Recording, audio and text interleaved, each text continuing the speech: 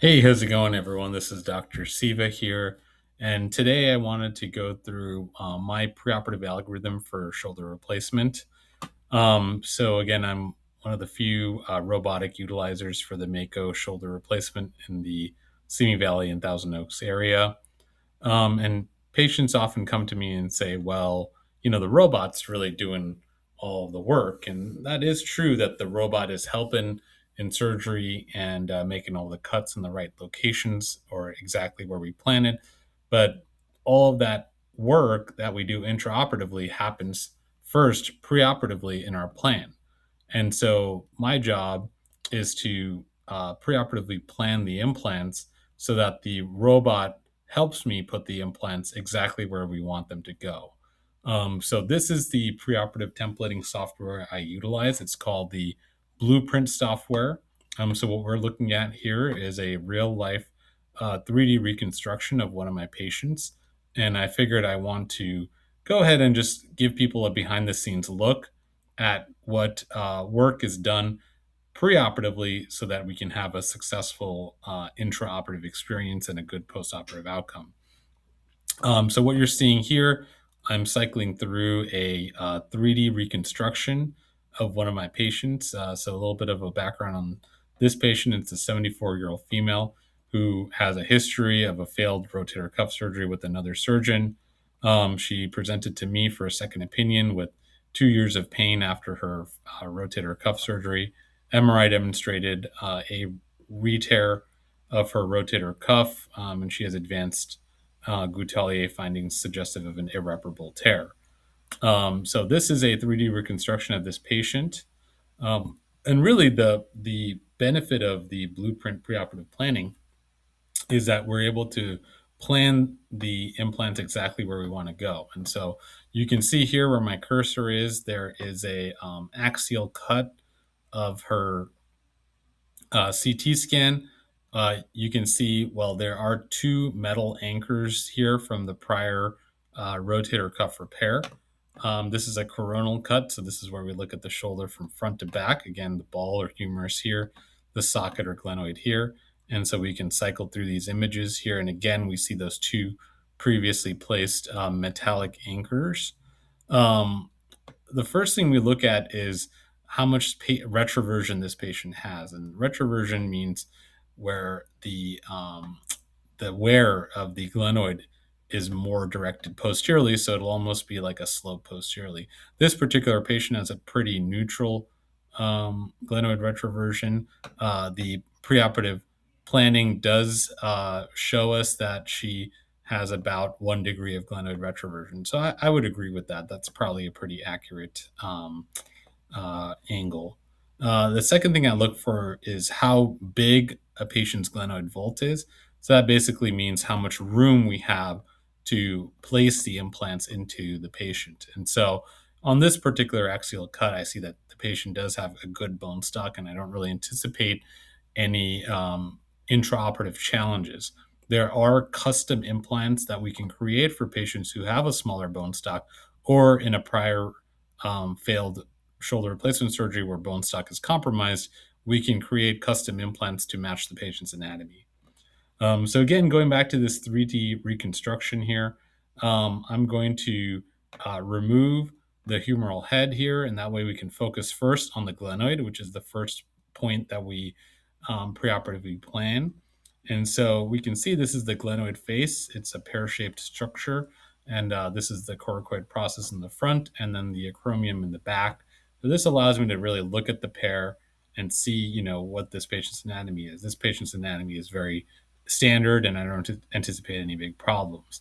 So the next thing we're going to do is put our planned implant in.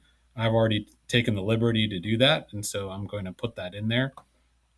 And so here we can see that the implant is going to go exactly where I want it to. How do I know? Well, I'm looking at the glenoid clock face again, and we're trying to place the implant as inferiorly as possible. Again, because this patient doesn't have substantial glenoid bone loss on the posterior aspect of the glenoid, we don't need to plan for any augments. We can always plan for that preoperatively in this software as well.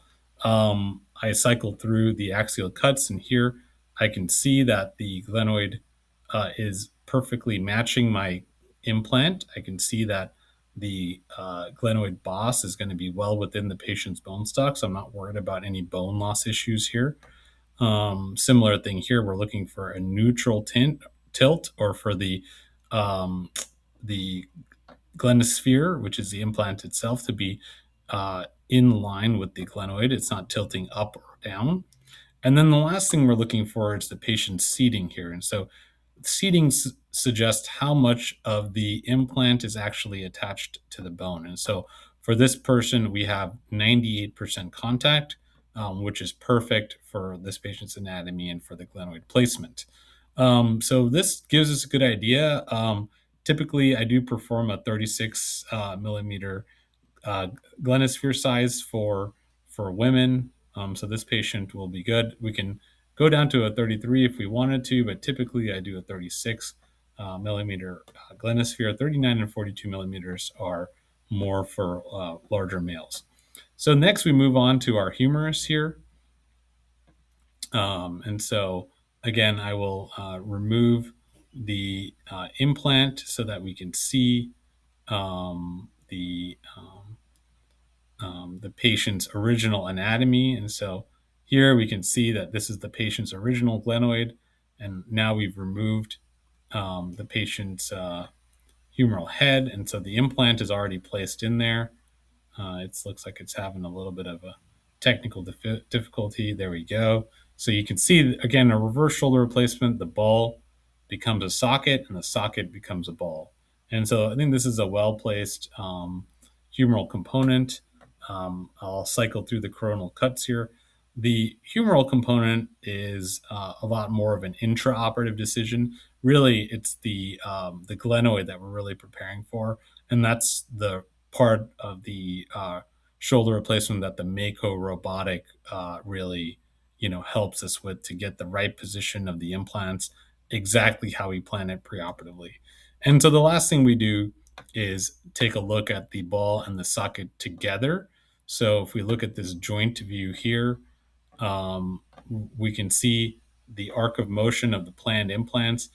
Um, this is a really powerful tool because it allows us to look for any spots in the shoulder that the patient's going to have any impingement issues, which again, when I look at this, I'm going to replay that motion one more time here. And again, like, we don't really see any substantial issues in terms of range of motion. I think this patient's going to have a very successful outcome.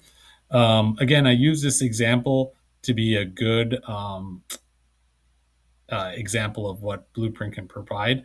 But the real power of the Blueprint and the robotic shoulder replacement is when patients have substantial bony deformity, prior surgeries. That is where preoperative planning really helps us. But again, in terms of the robotic shoulder replacement, this patient's shoulder is going to be a very successful outcome. I'm not at all concerned. And sure, like, could I have done this more routine shoulder replacement without any preoperative planning? Absolutely. And historically, that is what we did. But again, the whole point of the robotic shoulder replacement is to reduce the variability in outcomes, improve the implant positioning to hopefully get a successful outcome every time. And that is one of the nice things about the Mako robotic shoulder replacement, is that you know exactly where the implants are being put in right when you're putting the implants in. You're not going to have any post-operative x-rays where you're like, oh, like, that is not where I imagine that implant to be. No, every time you are putting the implant position exactly where you wanted it to be. So again, I hope that's provides a small glimpse into uh, my mind's eye, when I look at these shoulder replacements, and I do this for every patient, and so that really gives me a really good idea of what we're going to do in surgery. We preoperatively plan it. The Mako robot really helps me enact that plan in intraoperatively, and then hopefully postoperative we have a successful outcome. And so that is my biggest mantra, is that you're doing a surgery 3 times. It's not just one time. You're doing it in your mind preoperatively, and that's with the Blueprint and Mako shoulder replacement software. You're actually doing the surgery intraoperatively, and then postoperatively, you go back and do a debrief on that surgery in your mind again. So again, for every patient, every surgery I do, I'm doing that surgery 3 times, not just once. So yeah, that's kind of all I have. Again, this is Dr. Siva here. Please, reach out. Let me know if you have any other questions about this shoulder replacement video. Thanks.